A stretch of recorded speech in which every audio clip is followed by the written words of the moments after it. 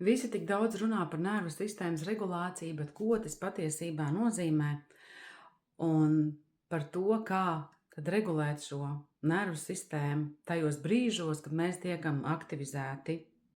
Tu piedzīvo situāciju, kurā tev gribās uzbrukt un aizstāvēties, un tas notiek automātiski, un tev šķiet, es atkal esmu tajā situācijā, un es neko nevaru darīt. Vai varbūt kāds cits piedzīvo situāciju un gribās noslēgties, gribās aizvērt durvis, aizcirst durvis un aiziet prom un nerunāt. Vai vēl kāds kārtējo reizi saka, viss man pietiek, es aizeju prom no šīm attiecībām, no šiem cilvēkiem. Tas, kas patiesībā ar tevi notiek, tevī tiek aktivizēta šī nervu sistēmas izdzīvošanas reakcija, cīnīties, bēgt un sastingt, un tā ir ļoti automātiska.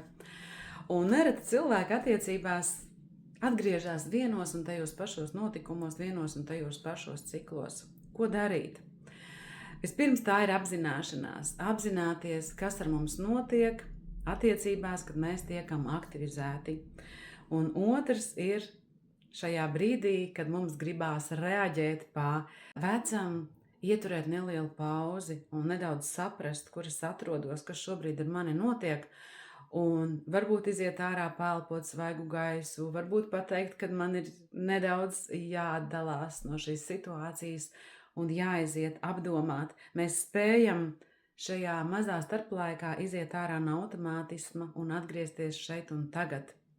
Es zinu, ka tas reizēm ir ļoti, ļoti grūti, īpaši cilvēkiem, kuri bērnībā pieredzējuši nedrošību, traumatiskas situācijas, jo nervu sistēma ļoti aktīvi un asi mēģina šos cilvēkus pasargāt.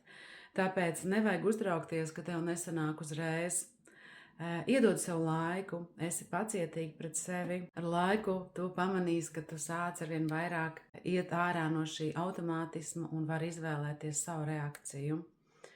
Ja tev šis bija noderīgi, ieliec laiku, padalies ar kādu, un es priecāšos, ja tu savā komentārā ierakstīsi, kas tavās attiecībās ir visizaicinošākais, kas ir tas, ko tu gribētu uzzināt par šo vairāk.